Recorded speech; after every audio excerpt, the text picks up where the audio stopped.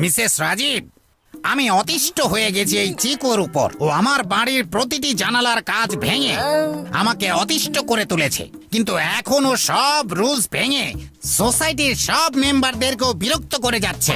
চিকুর নামে এত এত কমপ্লেইন যে আমি আপনাকে কি বলবো মিসেস রাজীব, কি আর বলবো। সকাল থেকে সন্ধ্যা শেষ হয়ে যাবে, তবু ওর কমপ্লেইন বলা শেষ হবে না। আপনি ওকে কিছু বলেন না কেন?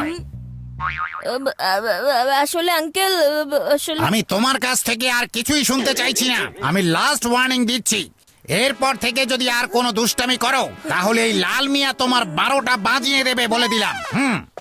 চিকু, তোমার নামে কমপ্লেন শুনতে শুনতে আমি তো ক্লান্ত হয়ে গেছি। প্রতিদিনই কেউ না কেউ তোমার নামে কমপ্লেন করে। হ্যাঁ মা, স্কুলেও সব টিচারদেরকেও বিরক্ত করে। অর্ধেক সময় তো স্কুলে ক্লাসের বাইরেই দাঁড়িয়ে থাকে। বান্টি, বাজিও না আমার মগজের ঘন্টি। চিকু, তুমি আমার মগজের ঘন্টি বাজিয়ে দিচ্ছ। এমন একটা মানুষ তুমি দেখাতে পারবে যে তোমার নামে একটা ভালো কথা বলবে? ভাবার দরকার নেই, এরকম কেউ নেই।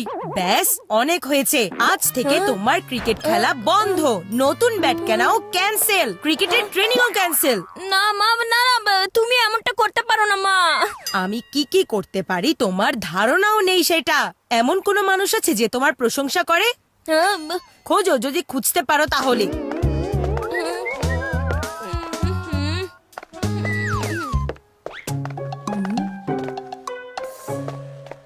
চিকু বন্ধু আমার,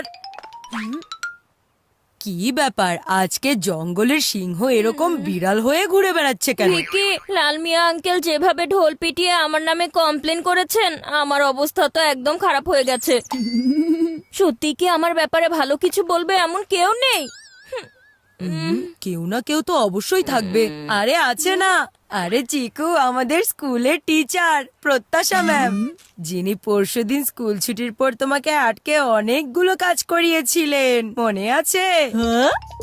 হ্যাঁ বন্ধু, উনি যদি মায়ের কাছে আমার নামে একটাও ভালো কথা বলেন তাহলে আমার নষ্ট হয়ে যাওয়া ইমেজ ঠিক হয়ে যাবে। কিন্তু প্রত্যাশা ম্যাম আর মায়ের দেখা হবে কি করে? তোমার এই বেস্ট ফ্রেন্ড দেখা করাবে ওনাদের।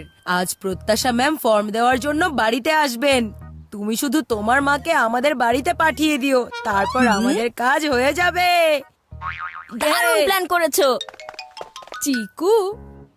তোমার এই প্ল্যান কখনোই সাকসেসফুল হবে না, কারণ বান্টি করে দেবে তোমার প্ল্যানের ছুটি। হ্যালো মা, আমি ভিকির বাসায় পড়াশোনা করছি, কিন্তু ম্যাথ বইটা বাসায় ফেলে এসেছি। তুমি কি বইটা দেওয়ার জন্য এখানে আসতে পারবে মা? চিকু, তোমার কি এটা এখনই লাগবে? হ্যাঁ মা, এখনই লাগবে, নয়তো আমি পড়তে পারবো না তো। ঠিক আছে, আমি নিয়ে আসছি।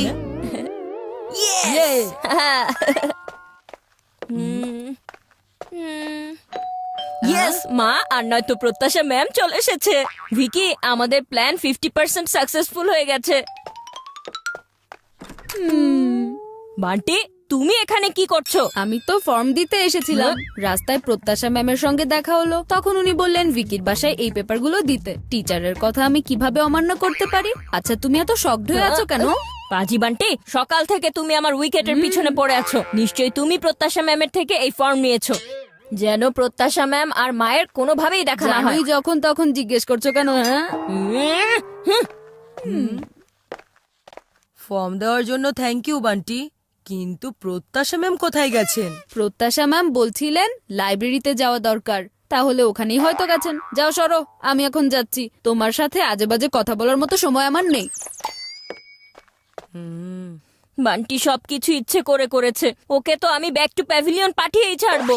বান্টিকে তুমি পরে দেখে নিও চিকু, কিন্তু এখন ভাবো আমরা কি করতে পারি। তোমার মাও কিন্তু চলে আসবেন। আমি ভেবে ফেলেছি আমাকে কি করতে হবে। যে কোনো ভাবেই হোক আজকে আমি প্রত্যাশা ম্যাম আর মাকে দেখা করিয়েই ছাড়বো। ওহো, মা যে কখন আসবে। এই ভিকি, চলো মা আসার আগ পর্যন্ত আমরা পিসিতে গেম খেলি। না না, আমাকে পড়তে বসতে হবে। আমার ম্যাথ বুক তো ভেতরে রেখে এসেছি।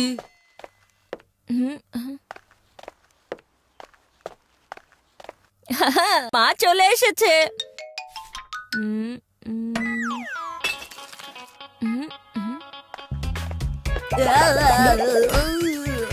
হ্যাঁ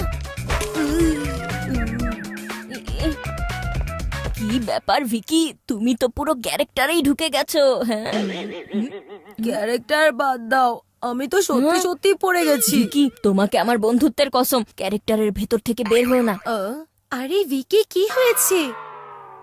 আন্টি, এই চিকু আমাকে খুব জ্বালাচ্ছে।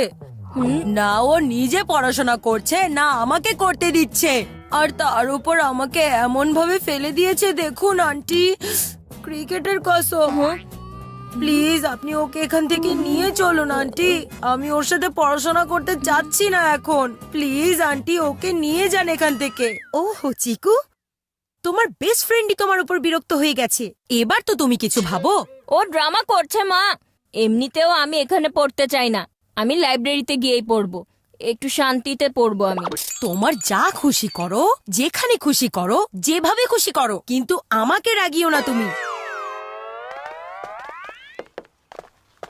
মা, তুমি প্লিজ 5 মিনিট এখানে দাঁড়াবে, আমার হোম স্টাডির জন্য একটা বই দরকার। আমি সেটা নিয়ে আসছি। হ্যাঁ, তুমি ওটা বাড়িতে নিয়ে যেও। ঠিক আছে, তাড়াতাড়ি এসো, আমার ঘরে অনেক কাজ বাকি আছে। এই তো মা, এখনই যাচ্ছি আর এখনই আসছি। আমাকে তাড়াতাড়ি প্রত্যাশা ম্যামকে খুঁজতে হবে, উনাকে মায়ের সাথে দেখা করাতেই হবে। তারপর প্রত্যাশা ম্যাম মায়ের কাছে আমার ব্যাপারে ভালো ভালো কথা বলবে, আর সব ক্যান্সেল করা জিনিস আমি পেয়ে যাব। ও নো, মানুষজন এত বই কেন পড়ে, তাও আবার নিজের মুখ লুকিয়ে। প্রত্যাশা ম্যাম, আপনি কোথায় আছেন? মনে হচ্ছে উনিই প্রত্যাশা ম্যাম, কিন্তু কনফার্ম হতে হবে, নয়তো আমি ঝামেলায় পড়ব।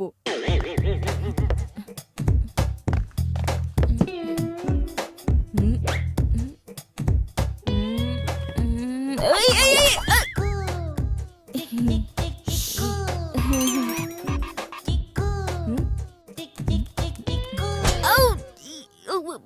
প্রত্যাশা ম্যামকে খোঁজার জন্য আমার কত কি পোহাতে হচ্ছে। হ্যাঁ,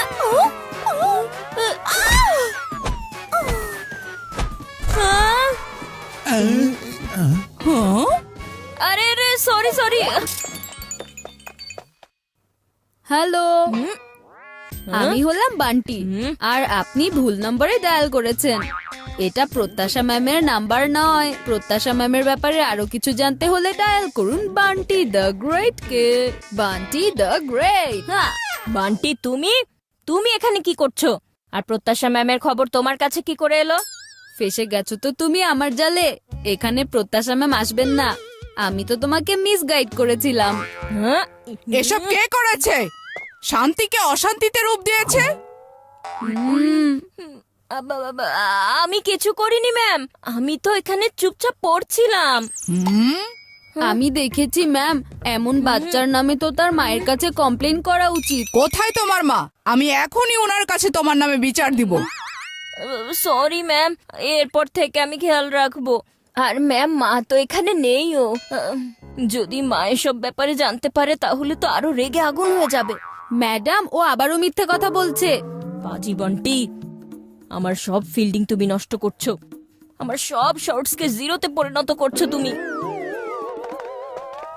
ম্যাডাম, ওই যে দেখুন ওর মা।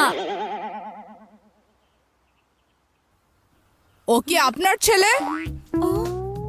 এখন আবার কি করলো? ও পুরো লাইব্রেরিতে ধ্বংসযজ্ঞ চালিয়েছে। আপনি ওকে কিছু শেখান না কেন? অনেক হয়েছে এবার চিকু। আগে তো পরিচিত মানুষজন তোমার নামে কমপ্লেন করতো, আর এখন অপরিচিত মানুষজনও করছে। কি করব এখন? চুপচাপ বাসায় চলো, মজা দেখাচ্ছি তোমাকে। আরে মা, তুমি এখানে কি করছো? আর এত রেগে আছো কেন? এই চিকু আবার কোনো ঝামেলা করেনি তো মা? তোমার কুইজ কম্পিটিশন শেষ হয়েছে, বাড়িতে চলো এখন। অটো, হ্যাঁ? আরে মা, তোমার সিরিয়াল দেখার সময় হয়ে গেছে, আর তোমার তো চিকুকে বকাও দিতে হবে, তাই না? চলো চলো, লেট হয়ে যাচ্ছে। আরে প্রত্যাশা, তুমি? মেঘা, তুমি কোথায় যে থাকো? কতদিন আমাদের দেখা হয় না। হ্যাঁ, ইয়েস, ফাইনালি লাস্ট বলে ছক্কা হয়ে গেল। সব প্ল্যান বৃথা হয়ে গেল। হ্যালো প্রত্যাশা ম্যাম, আপনি কেমন আছেন? ওই দিন আপনার হেল্প করে আমার খুব ভালো লেগেছে।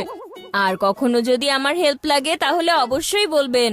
হেল্প? তুমি আমাকে কবে হেল্প করলে? ম্যাম, সেদিন স্কুল ছুটির পর আপনি আমাকে দাঁড়াতে বলেছিলেন আপনার বুকস, ফাইলস আর নোটের কাজের জন্য। চিকু, তুমি আমাকে হেল্প করনি, সেটা তোমার দুষ্টুমির জন্য তোমাকে পানিশমেন্ট দেওয়া হয়েছিল। হ্যাঁ? মেঘা, চিকুর কর্মকাণ্ডের জন্য পুরো স্কুল বিরক্ত।